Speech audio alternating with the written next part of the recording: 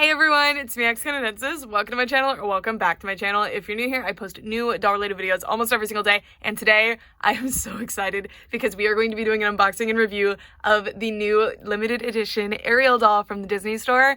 I have some mixed opinions about this one because they raised the price again, but I am really excited to see what the doll's all about. I like to judge the dolls just on their own as dolls and then kind of go into the price point, but I'm already pretty peeved about that, just so you know. But we'll talk about that in the discussion section of this video later on. First of all, I wish I still had the packaging for my Ariel doll from a few years ago, because I feel like this packaging is actually extremely similar. I don't know if I would consider that a good thing or a bad thing. I personally think it's cute, but I think some people would probably be upset about that, and I think both are valid opinions. There are 5,200 of this doll in the world. I bought her like actually 6 hours after she released. I had no idea that she had released that day. There was no buzz about her on social media, which is surprising because this was a really anticipated limited release and I was very excited for her. So I was like, oh my gosh, when I saw people posting their order confirmations later that day. So I'm glad I managed to get her. I don't think she sold out though. Anyway, so the back of the box says, "Make waves under the sea with the mermaid who sings from her heart. Disney artists delightfully introduced this limited edition Ariel doll that is perfectly adorned for aquatic royalty. While Ariel loves the sea, her journey begins on land, where she falls in love with Prince Eric." Begins on land, I guess, whatever. Against her father, King Triton's wishes, Ariel is led to Ursula, wicked sea witch, who makes Ariel human in exchange for her melodic voice. Her sweet sea life friends, Flounder and Sebastian, help her That is Scuttle Erasure. I guess he doesn't live in the sea, but he's kind of sea life. I don't know. He lives off the sea. Flounder and Sebastian help her nourish this love at first sight so that Ariel can win back her voice and ultimately true love. This doll will make a splash for fans and mermaid lovers alike. Rediscover the magic of the Little Mermaid by letting Ariel be part of your world. Cute! Okay, and then we've got some other languages, certificate and display sand included, and they didn't even bother to put that $150 price on here. They knew that would be insulting. Anyway, let's get out of here. So there's a cute little bow. This packaging style is fine. I'm not a new unbox collector, so it's actually easier. It just makes it easier to unbox them, but I wish that they would change it again because I'm not super into this one. Although I guess if they change it again, even the people that hate this would be annoyed because then more of their dolls would not be cohesive on display. So I don't know. There's no perfect solution here. I'm not going to fully unbox her on camera, but I want to show how I unbox these because I keep the boxes really nice. I don't keep the boxes. I try to like sell them if I can for like $10 to $20 to people who make customs of the dolls, unless I super like the box. The backdrop is actually really cute in here. Like, yeah. But this is how I unbox them. Basically, I just get this part out and you can do it from back here, but generally I find it quicker and easier to just come in here. You probably want to use better scissors than I have. I'm going to go get my like thinner scissors for some finer details here, but I just cut the rubber bands and things from the front. You can also cut these little metal thingies, so you just make sure you're nowhere near any fabric and go for it. Not the best scissors, but you see you can just cut those right off, and then you can just lift the doll out. The hardest part is always this. You need to be really careful back here. So you can pull the head a little bit and then cut those, and you can also cut the little fabric ties, but I'm gonna go get better scissors for that. But anyway, I'll be right back. Talk about this at length in a later part of this video, but this was actually an extremely pleasant unboxing, except I get stuck down here for a while and you're probably like, well, what are you doing? There's so many plastic ties in the tail fin. So many. Oh my gosh. But the rest of the doll was very easy. Cutting the ones at the back of her head was a bit stressful, but other than that, super easy unboxing.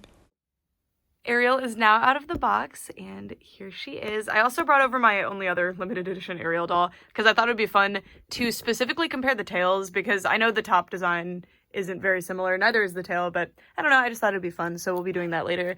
So let's get her out of the way now and focus on the star, the newest Ariel doll. This is our Disney live action film collection, Halle Bailey, whatever you want to call her, Little Mermaid doll. I am so excited. She looks so good. I was pretty skeptical based on the original pictures, but with dolls, I always take that with a grain of salt because generally I'm pretty happy with the final product. I just really like dolls, but let's take a look at her. Let's see. First of all, her face is really good. I was a bit worried about this because with other Disney live action dolls, I've had the Belle one before, and she was pretty in some ways, but I don't know, I had to kind of convince myself a lot, so I ended up selling her because I was like, ultimately, I don't really do a whole lot with this doll. But this one, really beautiful. I've actually had 3 other Disney Film Collection dolls in the past, and I've sold all 3 of them. I don't think I'm going to end up selling this one ever, because wow, she is really impressive to me. I've said this before in videos, I'm not into like live action type dolls. I'm not really into like celebrity likeness type dolls because they come out quite uncanny oftentimes. This one nailed it though. This is beautiful. They've managed to do, because you can't really do on most budgets for doll creation, in my opinion, you can't really create a good likeness of, like, a realistic likeness of a person. And my biggest problem with the Belle doll wasn't actually her face. I thought the face sculpt was fine. It was mostly the paint, but even then, the biggest problem was you can't really do a realistic face on, like, the proportions of a doll because they have such big heads, so they look a little off. But in this case, the face is cartoony enough that I think it really works, and I think she looks beautiful. She looks enough like Hallie while still being cartoony enough to match the doll proportions, and I am so grateful. I was so worried about that. Let me bring over really fast the smaller film collection Ariel doll to show you what I mean here. So here they both are. I mean, I would believe you if you just told me that this was the exact same face sculpt blown up, but something feels different here. I feel like the eyes just are bigger on the face. Maybe not though. I don't know. But something about this face is working for me more than this one. It's most likely that there's a higher budget, so there's more going on. Also, the 3D eyelashes are really helping. I think the face looks super good. I think she looks really, really beautiful. I don't actually dislike this doll either. I did a whole review about her if you want to see it. But yeah, specifically, I really like the profile of this doll. But yeah, so I was on the fence about this one, but I'm really glad I decided to get her because I think the face is absolutely beautiful. Unfortunately, I'm pretty sure she does have the same hair. So she does have polypropylene hair. Yikes. Not the biggest fan. I really like the way that they did her locks though. I think they look really, really pretty. I think they blend in better than these did. I actually put this headband over it because there was just something about the way that these were coming out of the hair that was bothering me. But on this one, it looks a lot more natural. I think the hair in general, like the style, it's all exactly identical to this actually. But if you look, it's the exact same fiber, right? Like each of the pieces of polypropylene, I guess, is the exact same size on both of these dolls. But since this doll is larger, they appear a bit more natural, you know? I don't really collect larger dolls normally. It's mostly the 17-inch Disney live action dolls that I collect. And I always really like them because I feel like even though they're not that much bigger in the grand scheme of things, you can really manage a lot more on them. And I think it's really fun. She also has her painted edges. They are the exact same style as the smaller doll has. And I really love her mole. Something about the way they painted it makes it look three-dimensional. I mean, maybe it is on the sculpt. I don't know. Just looks really good. And the eyelashes are awesome. And I love the way they drew the eyelids on into the little sculpt lines. Just very, very pretty. And then let's see that rooting pattern. So the locks actually look different than the film collection one. Sorry, this one's hair is messy. And this hair is polypropylene, and it's not in super, it's not very styled. It doesn't have product in it. But this one, the live action, the limited edition, they're both live action.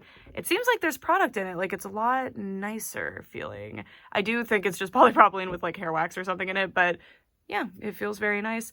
The reason, by the way, I don't like polypropylene hair, and that's a bad thing on one of these dolls, is because this hair actually degrades over time really, really bad. All plastic hair is going to degrade over time at some point, but nylon lasts much longer. Saran seems to last much longer. Kanekalon, which is no longer manufactured, so it wasn't on the table, but it seems to last a lot longer. Whereas you can see polypropylene hair disintegrating within 10 to 20 years. And I'm not trying to fearmonger, but it's why I don't like polypropylene hair. It's not my favorite. And I don't know what conditions cause that, but I mostly buy not so much anymore because I do so many reviews, but I used to mostly buy my dolls secondhand, so I run into this problem pretty frequently, more frequently than I would like to. But acetate hair, acrylic hair, polypropylene hair degrade over time, and it's scary and not pleasant. Anyways, next, let's move on to her outfit. So I know this is accurate to the movie, but the top is very cheap to me on a $150 doll. I don't know, I understand that the film collection dolls need to be mostly accurate, but the way they did this top is really boring. I feel like they could have added something to it to make it more fun for the expensive doll. But it's very nice. You know, the construction is nice. I can't stand this fabric. I've said it before. I don't like that mermaid core stuff. By the way, if you don't know, I do I have a bunch of professional mermaid tails, silicone, latex, fabric ones. I really like mermaid stuff, and I always hate this fabric. I just feel like it looks so fake and silly, and I've seen it work well, but I hate its use on dolls specifically because the scales are always enormous. They just don't match, and I don't know. It's not my favorite. So I'm really sad that they used it on this doll. I do really like the ruffle trim here. It's very cute. They used plastic here. But see, like, on this doll, and I know they probably had more room to play around with this doll. I feel like they had more freedom here, most likely. So this isn't on the designers. I assume the designers were told, like, you need to make this accurate. But you see how, like, this is just supposed to be a purple seashell bra, but they've added all these little things. But again, like, don't use this as this Ariel doll sucks because the top isn't as interesting. I'm just trying to say that as the consumer who is familiar with the Disney LE products, I can see why a lot of, like, LE collectors are probably going to, LE being limited edition, by the way, are going to be upset by the lack of extra detail on this doll. Although I do think it is intentional because she's a live action film collection doll. So, yeah, this is just, what is that? It's like a glitter. This is just very boring. The fabric is very pretty though. I like the iridescence. I just really, really hate the scales. I hate it. I hate it. Yeah, very nicely made piece. Interesting that they put a plastic tea tie back there, actually. And then she has her bag, which is really, really cute. Sorry for cutting away and doing some things off camera here, but the bag is driving me nuts. So it's really cute. I love it. I love the way the little knots are done. The materials chosen are fantastic. The bag itself is so nice looking. It really does look like fishing net or something that they've used to create it. Like, it really looks like something that's part of Ariel's little underwater world, which is super cute. And I mean, it's really well made for what it is, for what it's supposed to be. It's really, really nice. And I love all the little charms. Like, we've got this one on there and this one. This is really cute. I was saying earlier that I wish that they had included more accessories, and this is why, because these are so fantastic. And they did include all of the accessories to make this accurate and very cute. I do hate this, the way that they tied the accessories on. You can't get the accessories off. Like, it takes a lot to get them off without hurting anything. And then down here, we've got this really nice little bead. This is actually metal. It's called To the Touch. This one might be metal. It's pretty heavy. And then, yeah, just really, really cute. These are awesome. And then the key and this little ring, super, super cute. Those are awesome. And the bag, so you might be wondering, oh, it looked like there were things in that bag earlier. Where did they go? So she comes with this spyglass, which is super cute. Super cute little accessory there. And then she also comes with her dingle hopper because, of course, she has to. Her hairbrush, her, what is that? There's like a little likeness on there. But this is so annoying. So you put that in that way and this that way, and they just fall right out. Yeah, so that's why they were tied in so heavily, because you actually cannot display them with the, if you're not intending to use the accessories for anything, don't do what I did. Don't cut them off. Just leave them alone. So anyway, very, very cute accessories. The execution is a bit lacking. And okay, while I'm here having to cut another tea tie, there were so many tea ties on the tail. At first I was like, oh, you don't really have to cut a whole lot to get her out of the packaging, which I think is awesome, because the more tea ties you have to cut out of the fabric of her outfit, the more unnecessary holes there are in her outfit, which is annoying. That sucks. And with some materials, like, I don't think this is organza. I don't know what it is. It might just be like pleated organza. I have no idea. But whatever this material is, it's similar to organza. The holes are very, very difficult to get out, if you even can. As long as there's no huge snag, you probably can. But at the bottom of the tail in particular, at the fin, which we'll get to, there were like a lot of tea ties, like a ridiculous amount of tea ties. So I was so close to being like, oh my gosh, Disney, listen, they did it. And there's a piece of her hair there that's sewn in place. I'm probably going to leave that because I like the way it's framing her face.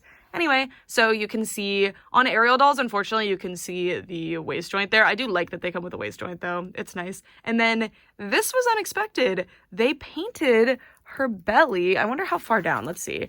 To blend into the tail. I know that's that's accurate to the character, but it's really cool. I've never seen that on a Disney live action where they paint the body like this. Look at that. I love that she's wearing the traditional Ariel underwear color too. That's really cute. Yeah, they just kind of probably airbrushed that metallic paint right on. It looks great. I really like that, actually. That is so cool. Really cool, like, new thing to introduce to Ariel's design. Also, her stand is really obnoxious. Because these dolls are pretty top heavy. They made the stand bases smaller for some reason. I can't stand it. and this doesn't really hold her waist super well. Yeah. So I don't like displaying my mermaid dolls standing anyway because it's weird next to the other. I mean, if it's a display of all mermaids, then sure, if they're standing, it looks like they're swimming. But next to my other princesses, that's the reason you guys almost never see this doll on my display. Because I need her sitting, but I don't like her sitting in a chair because that doesn't work. So I just have an awkward time with them. But I really like mermaid dolls specifically. It's just in that collection, they look weird. Anyway, that was a tangent. So she has this little white fin thing here. It's, you know, classic part of Ariel's design. I really like these on mermaid designs. I wish that they were more common on like human mermaid tails, but I guess you can just design your own. But yeah, looks really, really good. And then, I mean, human mermaid tails is in like the hobby ones, and then in professional ones. We have this fin thing. I love that she has these extra fins. Thank goodness. I love extra fins on mermaid tails. It's my favorite thing. Why would you make a mermaid tail design and not put a million fins on it? I don't know. I mean, I guess if you're into the simplistic look for them, but I specifically am like, more fins. I want one here. I want them all down the side. I want one down the back. But anyway, this is really, really pretty. The way that they did it looks fantastic. And check out that gradient fabric. Anyway, this is awesome. And I love the material that they chose here too. Like on this doll, they chose a much less interesting material. So I'm very happy with this one. And then they did this sequin fabric. I'm so grateful they did this because right there they picked an ugly fabric, but instead here they used this sequin fabric which shines like fish scales. It's very, very pretty. I'm not the biggest fan of sequins in the world, but this looks fantastic. I can tell this was an expensive fabric or process or however they do this. It's beautiful. It's really, really beautiful. And I love that it looks different to the other two Mermaid limited edition Ariel dolls as well. This is really cool. So if you have all three, I only have two. Well, only have two, but I have two now. But there's a third one that's like really awesome. The first one that they made has a really interesting tail. But anyway, my point is they'll look quite different from each other, which is really nice. Because that's the problem with collecting Ariel dolls, I think, is that a lot of them have the exact same tail. It's beautiful. Look at that gradient fabric, the green into the pink. It's beautiful, beautiful, beautiful. And thank goodness it's sewn shut there just with a simple like lining fabric. And then the fin, I don't know how to show you this in like a graceful way here. The fin is so cool. Look at this. It's huge. I love a big fin. I feel like often, especially with Ariel, they'll kind of do it pretty small, but this is what I want to see. This is awesome. So I've presented two options for how you can display this here, so you don't have to do it without knowing, I guess, if you unbox yours. So there's a lot of T-ties in the tail. Like they were everywhere holding it shut. I want it open. I want to be able to just like have the tail open and free. So I undid the T-ties from this side completely. I actually forgot that one, so let's do it. So the way I've been doing these, by the way, is I get my little nail scissors. I don't know what these are. They come in first aid kits, but they're really good for cutting T-ties when you're wanting to be careful of fabric. Because these scissors are trash at cutting like anything else, like you can't really cut fabric with them, but they do cut T-ties really nicely, see? And then you can free the fabric layers. So let me show you how this fin is constructed. So this outer layer, just beautiful. Look at the iridescence. So it's purple with a green flash to it. And then here we have, look at that. It's just gorgeous. We've got that like classic Ariel teal color going into purple. This is definitely a custom fabric they had made, and it is beautiful. And I love the way too that the serged edge is like ruffly, so it's not super obvious, because you don't always serge like this sort of material because it can look silly, but I think it blends in really nicely here. I super like it. And you can see that. And then this is just the other side of that purple. So it's only 2 layers, but it really looks like more because, well, they're doubled up so you can see both sides, but it just looks really impressive. So when you open the tail up, this is what it looks like. You have more freedom to like pose it and mess around with it. There's a lot on this camera screen right now. And then this side, I left most of the ties in. I did cut a few of them on accident because I got carried away, but you can see all the little ties in there. So yeah, I prefer how it looks open, but some people might prefer how it looks the other way. Mine is a bit ruffled from packaging, because when she's in the box, by the way, she's kind of like this, and you have to undo ties from this, which I'm pretty sure I left like a hole somewhere. Yeah, that part, there was a tie there. You really can't tell. It's bothering me that there's a hole there, but you guys can't tell, so there you go. You guys know I'm not super picky with things, but that's one of those things I can't stand when there's T-ties that cause the like unsightly holes in my doll's outfit. Because if there's going to be holes in the outfit, let it be my fault. Don't let it be before I even get to touch the doll. There's already holes. Anyway, that's it for this video. I'm gonna bring, so now we've got our twins, our two Ariels, so pretty. I really, really love both of these Ariel dolls. I think they're awesome. And again, I'm not a big live action person at all. Like, I don't really care for the live action Disney movies. There's merits to all of them. I think they're cute, but they're just not super for me. But I'm happy that they are for other people and they make other people happy. But this specific Disney live action movie, I am extremely excited about. I think it's going to be super cool. I'm not expecting it to be the most amazing movie in the world, but I love mermaids and I love Halle Bailey. So that's all I really need. And the original Little Mermaid movie has plot issues and like moral issues. So I'm interested to see what they do with the new one, but I don't know. This is a really, really cool. I think the tails look awesome. So the way that they did this tail was with those flippy sequin things, but they didn't want them to be flippy. I think it's just because this material is really readily available when she came out because it was super popular.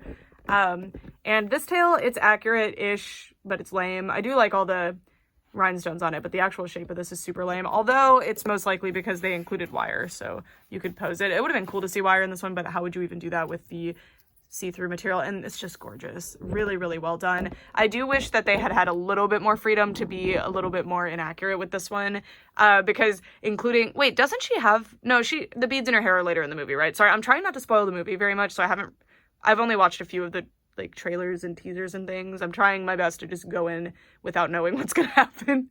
But I don't know, it would have been cute to see different little accessories if they couldn't change what's actually on the doll, which the top is the biggest issue because the tail is awesome, the face is absolutely beautiful, the hair is really nice other than the fact that it's polypropylene, but the styling is very pretty, it looks good, and the accessories that she does come with are awesome, but include more accessories. Give me a Sebastian, give me a Flounder if you can't mess with what's going on the doll. I don't know, because they raised the price. This doll was $150, whereas this doll retailed for like $120. So I think she was $150 plus shipping. Obviously you get ship magic, but then plus tax. Like, these dolls usually are about $140 total because of tax. So you pay like $120 plus tax.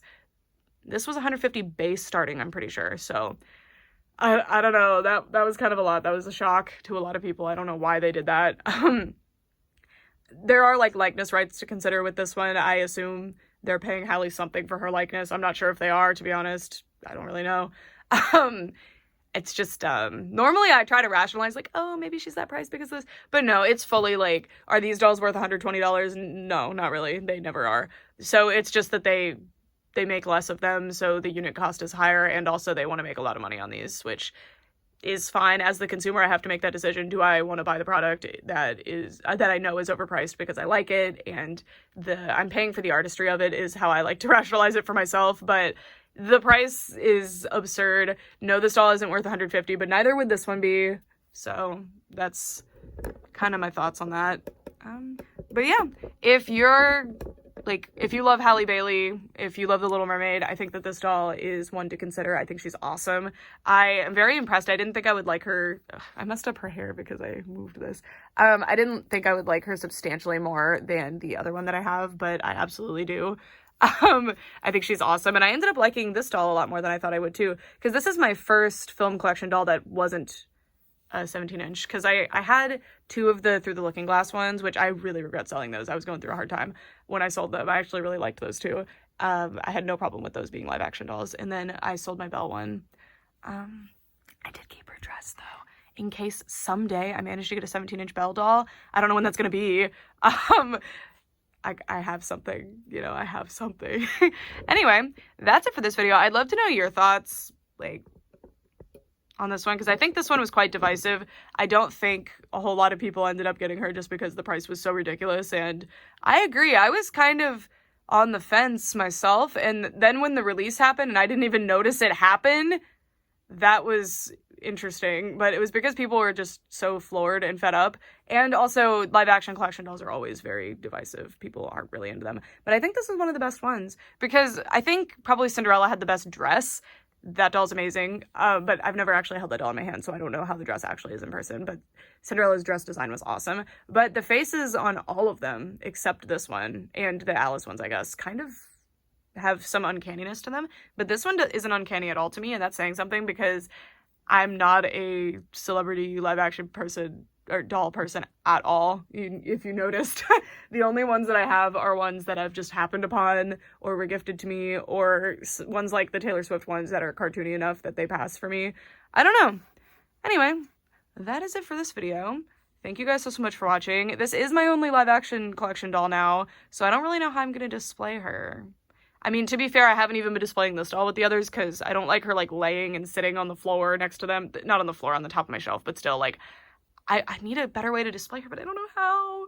I think now that I have 2 mermaids, they can have their own little area, and I need to figure out how to get a, like, standing Ariel, which is going to be a pain in the butt because they're all really expensive. Anyway, that's it for this video. Thank you guys so much for watching. For real this time. Bye!